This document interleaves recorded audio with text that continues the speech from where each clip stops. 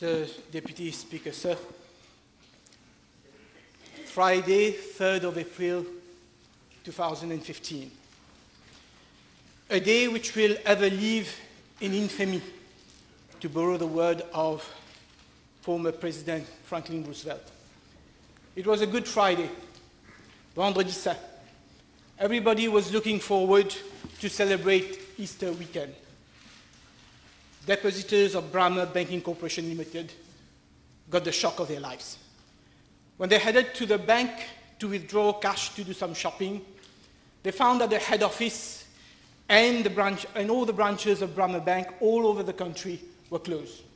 They rushed to the ATM, but all the ATM were out of order. They could not withdraw money. Depositors could not withdraw money. What they thought at first to be a bad joke, a belated April Fool's Day, turned out to be true. Bank of Mauritius had revoked the banking license of Bremer Bank. And the Bank of Mauritius did so way past midnight in the early hours of the 3rd of April. In a moment of panic, all the depositors, or some of them at least, rushed to the government house. They cried, they wept, they asked for their money, their hard-earned cash, which were deposited in Bremer Bank. And that's when the government propaganda machinery was activated. The government delegated 3 ministers to hold a press conference to reassure depositors. Vishnu Lakshminaraidu, Minister of Finance. Roshi Badin, Minister of Financial Services and Good Governance. Yeri Ravi Yerigadou, Attorney General. Where are these ministers? Where are these honorable members? Some will call it fate, others will call it the curse. At that press conference, Vishnu Lakshminaraidu is reported to have said, and I quote, « Le gouvernement tient à rassurer les 30 000 personnes qui possèdent des comptes à la Bremer Bank qu'elles ne perdront pas un seul sou. » Undertaking by the government to compensate every single depositors. Of course, in those days, we didn't have the Mauritius Deposit Insurance Scheme bill that is behold his house today. So how would government live up to this commitment? The then Minister of Finance, Honorable Vishnu Lakshminaraidu, stated, and I quote, « Les procédures ont été enclenchées pour que la State Bank of Mauritius reprenne en main la Bremer Bank. » State Bank of Mauritius was going to take over Bremer Bank. He soon found out that it was easier to obtain euro loan to speculate on gold from the State Bank of Mauritius than to get a listed company such as the State Bank of Mauritius to take over the Bremer Bank. Answering to a PNQ on the 7th of April 2015 from the Honorable Paul Béranger, leader of the opposition, the Minister of Finance informed the House that in fact there was no 30,000 depositors. There were actually 50,524 depositors holding 64,403 accounts with the Bremer Bank. The then Minister of Finance announced that the government had set up the National Commercial Bank to take over the assets and liabilities of Bremer Bank to safeguard the interests of all depositors to be compensated. But unfortunately, the Honourable Minister were economical with the truth, because in fact, the National Commercial Bank did not take on board all depositors' money. In an agreement dated 11th of April 2015 between Bremer Banking Corporation Limited and the National Commercial Bank, there is a whole schedule 13, which refer to bank accounts which were not taken over by the National Commercial Bank. And there is no bank secrecy here. This is a public document. This is registered with the Conservator of Mortgages. You can see 5 pages long of name of depositors that was not going to be taken over by the National Commercial Bank. You have companies related to BAI. You have a page long with names of Rawat, including miners. But you also had, other people such as Nandini Sunak and the noble Navin Chandra Angulam. So the point I'm trying to make here, Mr. Deputy Speaker, sir, is that when you don't have a deposit insurance scheme and the government make an undertaking to compensate depositors, the government pick and choose who he wants to compensate. And I don't know what happened to all these depositors who were excluded from the deal by the National Commercial Bank. And they were secured, they were privileged creditors. Under the Banking Act, depositors are privileged creditors. What happened to all these depositors? Did they get their money? Or was the money belonging to Brahma Bank used to pay holders of super cashback gold in BAI? But of course, Mr. Deputy Speaker, sir, not all depositors are equal. Some depositors were not couillons. Prior to the revocation of the banking license, there was a rundown on the deposit held at Brahma Bank. Parastatal bodies withdrew their money. But not just parastatal bodies. There were civil servants, ministers, and even the then Prime Minister, Sarno Jagannath, who stated live on radio, and I quote, « Abeki, mo ren moi couillon, me laisse mo casse là-bas même, premiers affaires me tire mo casse, and bateau fait couler, me sauve mo larpeau. » And it is very unfortunate, Mr. Deputy Speaker, sir, that when Honorable Shakil Mohammed in a PQ on 12th of December 2017 requested the government to name and shame all the public officers who had withdrawn their money from Brahma Bank days before the closure, who had used what is perceived to be insider information. The government, the acting Prime Minister, hid behind bank secrecy and refused to divulge the name of the public officers who withdraw their money before Brahma Bank license was revoked. And as for les couillons des mortels who had bank deposit with Brahma Bank, who foot the bill? We did, Mr. Deputy Speaker, sir. Taxpayers' money was used to safeguard the interests of depositors of Brahma Bank. We all remember how in this House, and as outside this House, several ministers repeated ad nauseam that not a single rupee of public funds will be used to compensate the victims of BAI. Not a single rupee. But is the public aware how much money this government has had to fork out to safeguard the interests of depositors of Brahma Bank so far? In answer to a PQ on the 30th of April 2018, the Prime Minister, Honorable Prime Minister, gave us the amount that the government has injected. Yes. Sir, this bill is not about Brahma Bank. It is about a deposit insurance scheme. I believe true it is that the member has leeway to make a case for why is it that we are coming up with this kind of measure. But it seems that now the debate is about Brahma Bank. So I would wish that you rule whether the member is ongoing on Brahma Bank or whether he has set the tone for why is it that we are coming with this bill. Fair enough. But I don't think he can go on and on at length.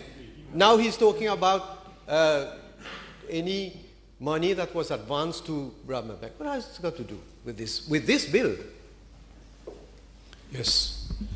I think in the explanatory memorandum of the bill in front of us, the object of the bill are very clear. The member has elaborated on an issue which is in a way related to this piece of legislation, and I will now request the member to debate on the main objects of the bill. Yes, Mr. Deputy Speaker, sir, I'll bow to your ruling. But the point I'm making here is that if we don't have a deposit insurance bill, it is taxpayer who foots the bill when a bank goes into receivership liquidation. This is most relevant. So I want to end by telling the population how much money us taxpayers, they watching on the TV, has had to fork out to save Mobank because we didn't have this deposit insurance scheme. So I think this is very relevant, and I'm going to finish on this. So answering to the PQ,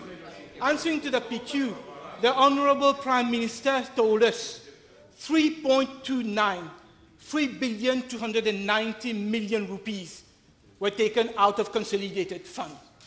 But that is not all. We've had to ask, I personally have had to ask another PQ to find out that in fact, Mobank Holding injected money into Mobank also. And where did Mobank Holding get the money? They borrowed from State Bank, and that was guaranteed by the government. So that's another 3 billion. So, Deputy Speaker, sir, in total it is 6.9. Let me say, you've ruled, you've said that this is not in order for him to continue. Now, whether he continues with that and challenging your ruling? Yes. No, Honorable Uteem, you yourself said that you're concluding on what you are making as a point. Like I said, please finish it and get back to the piece of legislation. Mr. Speaker, sir, I know it hurts, because they said not a single cent will be used, and they end up using 6.9 billion rupees. This is what my point I'm talking. 6.9 billion. So, Mr. Deputy Speaker, sir, Brahman Bank is not the only bank in Mauritius which has gone into receivership. We've had the Mauritius Cooperative Central Bank, we've had Union Bank, we had Delphis Bank. But each time the government has had to fork out because we did not have the Mauritius Deposit Insurance Scheme. So that is why on this side of the House, we welcome this bill. But we need to show the importance of this bill by reference to what has happened and how much we've had. Because this bill is about insurance. It's a cover for depositors. And Mr. Deputy Speaker, sir, according to the International Association of Deposit Insurers, today as many as 143 countries have some sort of deposit insurance system. The United States has had deposit insurance system for over a century. India introduced deposit insurance as far back as 1962. This goes to show how late we are in Mauritius. Yet, when the Banking Act was presented in 2004, Please, can you switch off the phone? in 2004,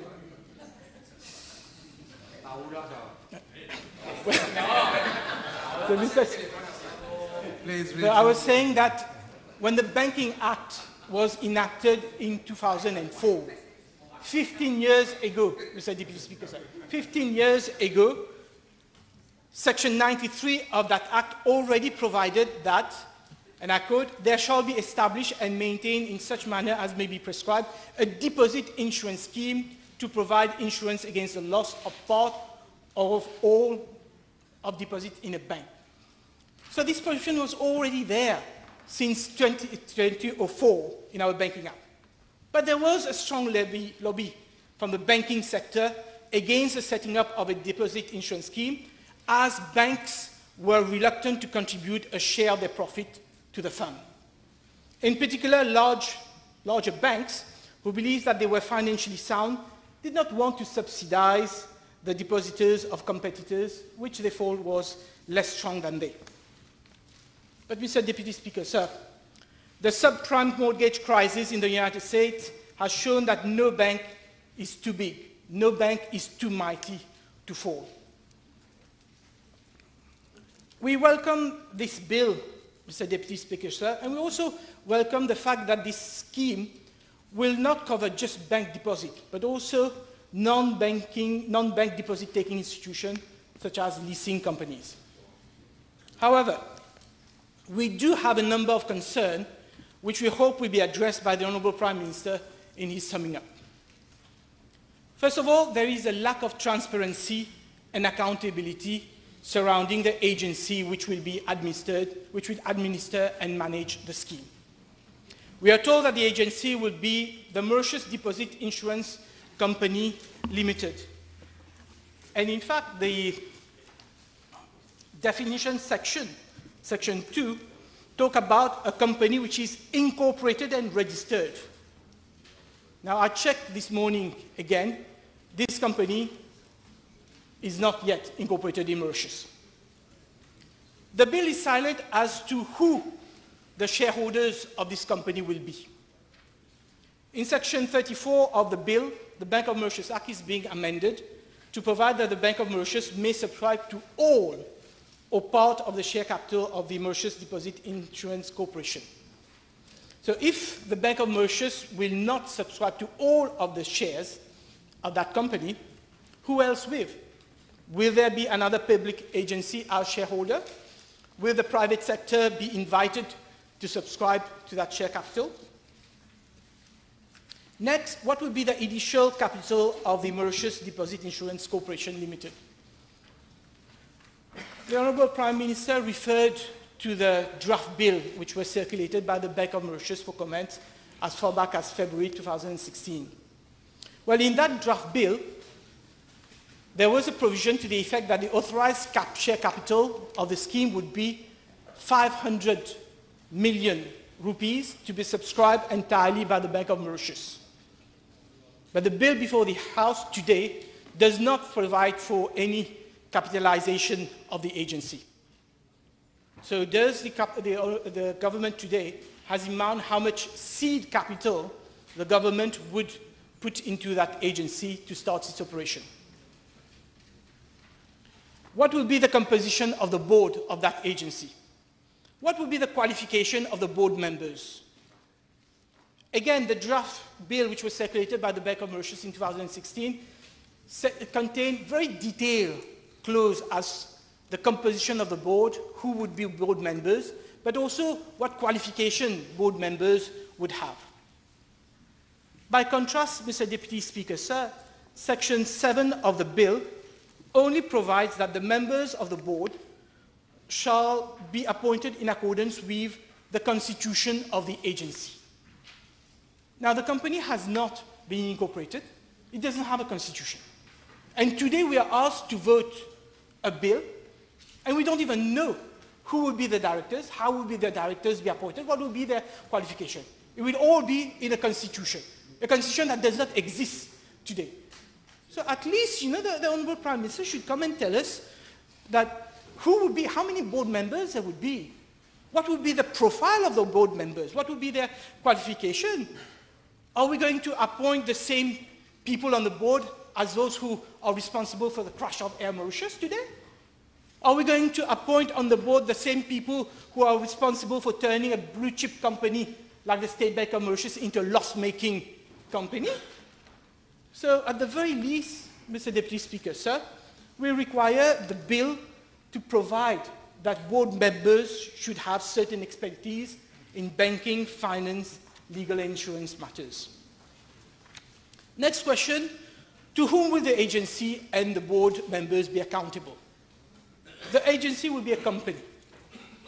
Will we, members of this House, be allowed to ask questions on the agency in this House? Will we be allowed to scrutinize the operation of the agency, the appointment of the board members, the recruitment of the chief executive officers and other officers? Will we be allowed to ask questions about the fund, the adequacy of the premium amount? Will we be allowed to ask questions about any bank or non-banking bank deposit-taking institution which default on its contribution? I would like the Prime Minister, the Honourable Prime Minister, at least to give assurance to this House and the population that the agency will be accountable and the Minister of Finance will answer PQs relating to the agency and the operation of the scheme. So, Deputy Speaker, sir, so much for the agency. Now, the crucial question, because we're talking about depositors, who would be the depositors who will be compensated under the scheme? Depositor is defined in Section 2 as, and I quote, an individual who is resident of Mauritius and who is eligible to compensation for an insured deposit in the event of failure of a member institution, whether or not the deposit is made by him. So first criteria, only individuals will be compensated. What about cooperative societies? Do the members of cooperative societies will have to go on the strike to get their refund? And we know that has happened in the case of BAI. They went to a hunger strike. What about micro-enterprise? Fortunately, the Minister for Small and Medium Enterprise is not here, but he would have told you that SME Mauritius is encouraging entrepreneurs to carry out business through companies in order to secure finance. And now this little entrepreneur, because he has chosen to put his savings in a deposit in the name of a company, he will not get compensated. But if it was in his own personal name, he would get compensated. Where is the logic? And why only residents can be compensated? Everybody knows that we need foreign direct investment. We have all these measures, all these schemes to encourage foreigners to invest in Mauritius. The Economic Development Board goes do roadshow and try to attract high net worth individuals. We try to encourage private banking business for non-residents. And banks in Mauritius are making a lot of profit using the deposit from foreigners who invest in Mauritius and put their money in the bank accounts in Mauritius. So why are we excluding those foreigners? Why such discrimination? Where is the logic? The next question, Mr. Deputy Speaker, sir, is how much compensation should be paid to depositors? Section 23, subsection 3 of the bill provides that the coverage limit per insured depositor shall be 300,000 rupees or such other amounts as may be prescribed. Why just 300,000 rupees? I heard the Honourable Prime Minister say because 90% of individuals who have deposits have less than 300,000 rupees in the bank. But what about all these pensioners who, when they retire, get their lump sum and put their money in a bank account, in a deposit account, in a fixed account? What about all these pensioners? Because they have chosen to put more than 300,000 rupees in the bank, they won't get compensated? Where is the logic in that? Mr. Deputy Speaker, at the moment, Mauritius enjoys one of the lowest rate of savings in decades. According to Statistics Mauritius, gross domestic savings as a percentage of DPP at market rate for 2018 would be 9.6%, below 10%. And everybody knows, any economists know, that a gross domestic saving of less than 10% is way too low and definitely insufficient to support the level of investment necessary to sustain a high level of economic growth. Now, assuming that this government wants a high level of economic growth, because as Vishnu Rashmi rightly pointed out, there is every reason to be ashamed if we have only 3% growth. So we need to encourage saving. We need to encourage saving. How are we going to encourage savings if we tell individuals that your savings will be guaranteed only up to 300,000 rupees? So what incentive do they have to put more than 300,000 rupees in a bank deposit, knowing that only 300,000 would be guaranteed? So, Madam, I would urge the Honourable Prime Minister, at least by regulation, to increase this amount if he's not willing to amend the whole section at committee stage. Now, what would be the amount to be contributed by the bank and non-banking financial institution to this fund? Once again, Mr. Deputy Speaker, sir, we can see the banking sector lobby at work. When the draft bill was circulated in 2016 by the Bank of Mauritius for consultation, it provided that every scheme member was required to pay into the fund a premium of 30 cents per 100 rupees on the insurable deposit. And today, in Section 18, Subsection 2 of the bill, it's not a premium of 30 cents per 100 rupees. The premium to be paid has now been reduced to 20 cents per 100 rupee. So a reduction of 1/3, 33%. Why? Do banks have a problem with cash flow of forking out this initial contribution to the fund? Section 18, Subsection 4 of the bill provides the annual premium shall be based on reasonable assumption and projection. But Section 18, Subsection 4 does not say who will determine what are the reasonable assumption and projection. Who will that be? Will it be the board? Will the board of the agency decide what is the annual premium, whether such annual premium is reasonable or not? Do the board members have the expertise to determine whether this premium is reasonable? Shouldn't the annual premium, Mr. Deputy Speaker, sir, have been set by a qualified actuary who has knowledge of risk and calculate the amount of premium? This is what is expected in any insurance scheme. But if this is the case, then why not put it in the Act? Why not say that the board, acting on the advice of a qualified actuary, will determine the annual premium payable? Why leave it to the discretion of the board, who may be subject to pressure and lobbies? Mr. Deputy Speaker, sir, I will end by on a drafting note. It's unfortunate that the bill was only recirculated to us members this morning. And the Honourable Prime Minister is not proposing any amendment at committee stage. But when the bill was circulated, it was in 2018. So the Act makes a series of reference to 2018, which is wrong.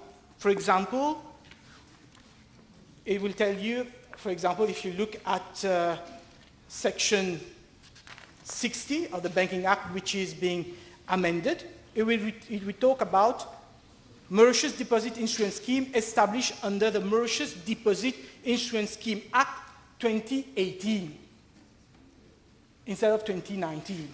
Similarly, if you go in the second and third schedule, you would find reference to the Mauritius Deposit Insurance Scheme Act of 2018. So I would request the Honourable Prime Minister to circulate, to come up with an amendment at committee stage to provide that whenever the word 2018 appears in this bill after the deposit scheme, it should be read as 2019. Final point, Mr. Deputy Speaker, sir, I forgot about that. It's Section 18, Subsection 9 of the bill, which provides that the premium payable shall not be chargeable to depositors. Now, this is a very important, crucial section of this bill. Depositors should not be penalized. It is the bank and non-bank deposit-taking institution who has to fork out the money. But then how do we monitor this? How do we ensure that the bank are not indirectly charging depositors for the premium that is paid to this fund?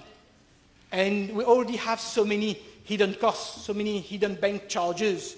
So I really hope that the Bank of Mauritius would monitor closely the situation and ensure that, for example, banks do not indirectly charge this premium to customers by offering lower interest rate that would otherwise be applicable.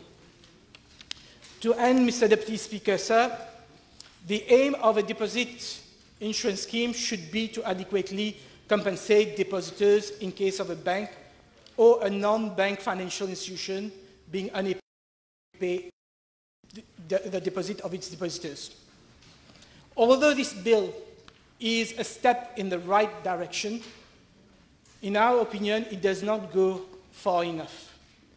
And even if this bill was in force at the time the Bank of Mauritius revoked the banking license of Burma Bank back in April 2015, the government will still have to spend billions of rupees of taxpayers' money to safeguard the interests of depositors of Burma Bank. Thank you.